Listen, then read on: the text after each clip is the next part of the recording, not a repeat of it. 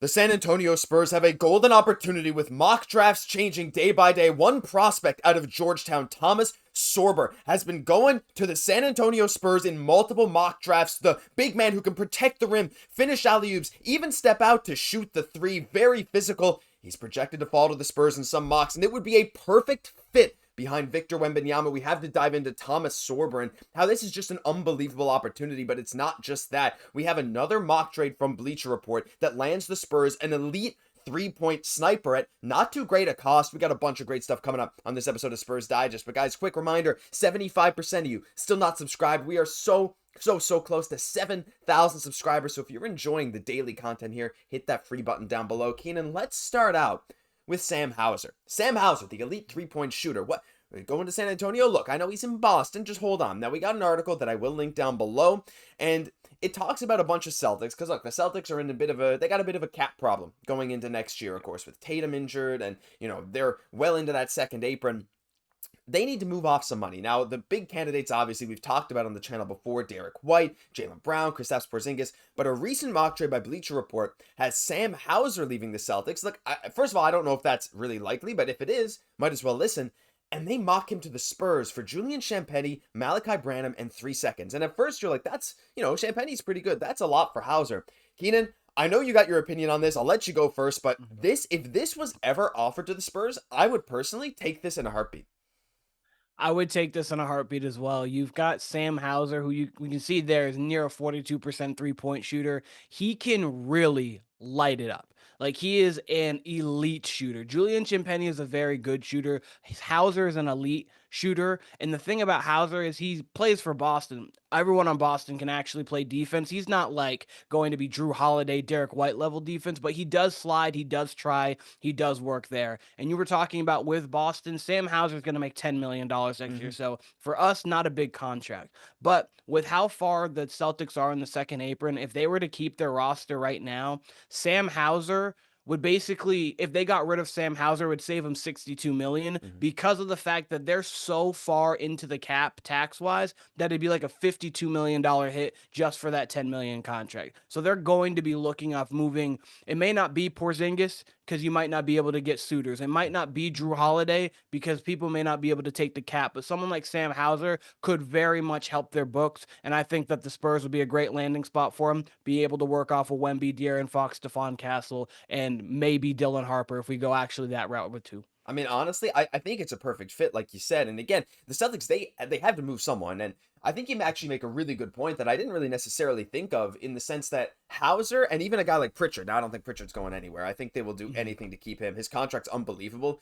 If you're into the second apron, he's the kind of guy you don't want to give up on, right? Yeah, Like, oh, his absolutely. He's production's got so much. oh, He's so cheap that he's got the best contract in basketball right now with how good he is. yeah, he's unreal, right? So, but when we're talking about Yeah. Hauser, like, also a good contract, not as good as Pritchard, but $10 million, like you said, he's going to have a ton of suitors. And that kind of return for Boston, Champagnie, Branham, and some picks, it's more about the picks. And like maybe maybe just kind of take Branham and see if you can do something with him. Because look, let's be honest, Branham's future in San Antonio is murky to say the least. I don't see him as a long-term piece here. It's unfortunate. Blake Wesley has jumped him in the depth chart, and even there, I don't know where that future lies. So, I mean, Branham in 3 seconds and Champagnie, Keenan. I mean, look, maybe one little last note on Champagnie, because maybe we're kind of throwing him under the bus a little bit.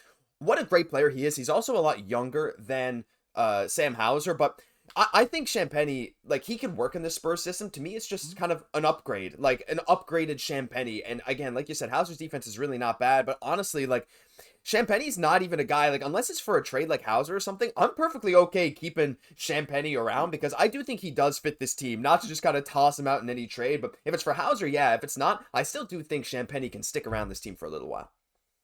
I agree, because Champagnie, what the Spurs need now is just shooting. So, like, Champagnie is a very good shooter, but if you can get a better shooter, which would be Sam Hauser, that is only going to help propel the Spurs and make them even more dangerous, because you're going to kick the ball out if you're De'Aaron Fox getting downhill. If on the pick and roll with Wemby, you've got the situation there, he can kick out there to a guy who is an absolutely lethal shooter, and he's going to get open shots. He's used to playing off the stars, Jason Tatum, Jaylen Brown with the Celtics. So I think it would be a perfect fit. And if you're going to upgrade shooting wise off of Julian Champagny, I think Sam Hauser would be one of the perfect people to do so. Let us know down below what your thoughts are on this. If the Celtics are willing to move on from him, would you do that trade? Love to hear from you. But Keenan, we got to transition quickly into another draft prospect. Look, we're getting to that time of year. The draft's getting closer every single day, and there's a lot of mock drafts. There's a lot of people going to the Spurs because, look, let's be honest, the end of that lottery, it's really up in the air. Guys are climbing, guys are falling.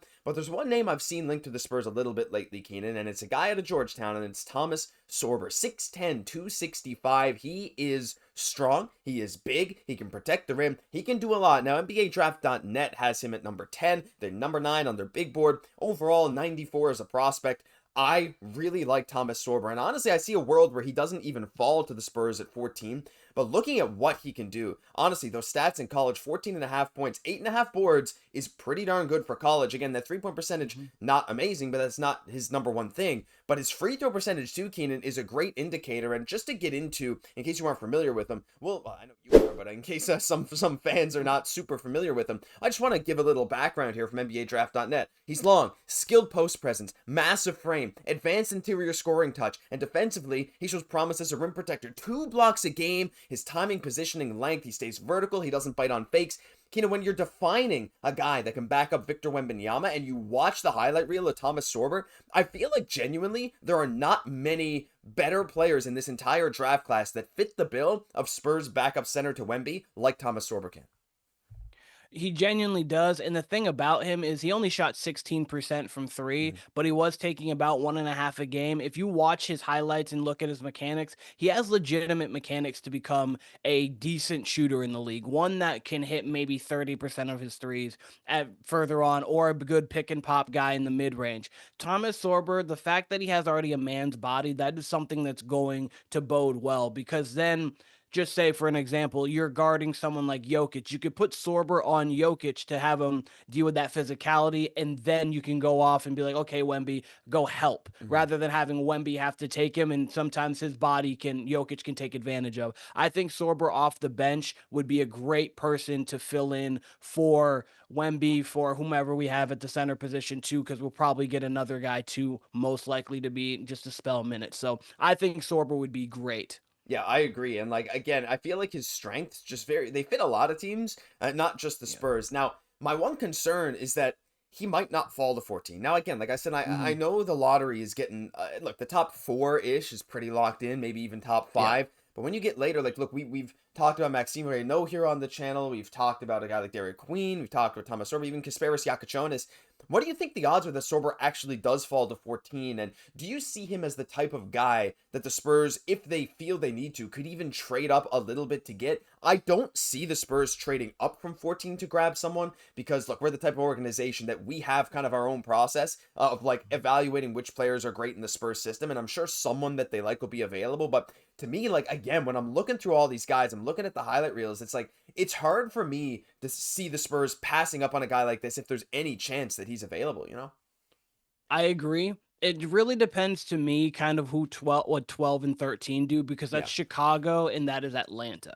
So those two teams could use bigs. Like prior to that, you've got Houston, who has Sengun. They might keep Steven Adams. You don't know what they're going to do, but they have bigs there. Toronto, they're also another interesting team and what they're going to do with their pick. So it really, pick 6 and 7 are going to dictate what happens. I think there is a chance that he definitely goes before the San Antonio Spurs, but but you've seen in mock drafts him as low as 18, Yeah. you've seen him as high as 10. So it really all depends on kind of where you're looking and what you're seeing. I think there is a chance that the Spurs can get him, but I don't think they would move up, because I believe there are other bigs in this draft class that they can go get. And there are some in free agency too. We talked about possibly a guy like Luke Cornett. Yeah. There's other bigs in free agency, so we have to see what they want to do there. And I really think they're gonna just go off best available player to suit their needs. Yeah, I think so too, and that's been the Spurs way forever. And look, I know the fans really liked when we saw Maxime Reynaud, and I mean his highlights were unreal, but a lot of these guys' highlights are unreal. Look, we're curating just the best for you guys, give you a little aspect of every part of his game. But listen, we'd love to hear your thoughts on Thomas Sorber down below, because he's one of these guys that we can't get out of our head here at Spurs Digest, and for a good reason. reason. But leave your thoughts on that, the mock trade, all that down below, because that'll do it for this episode of Spurs Digest. Hey, while you're down there, just check if you're subscribed, because still 75% of you aren't, and we got Spurs content coming all off season long. I'm Josh Gosse, my co-host, Keenan Warner. We'll catch you in the next one.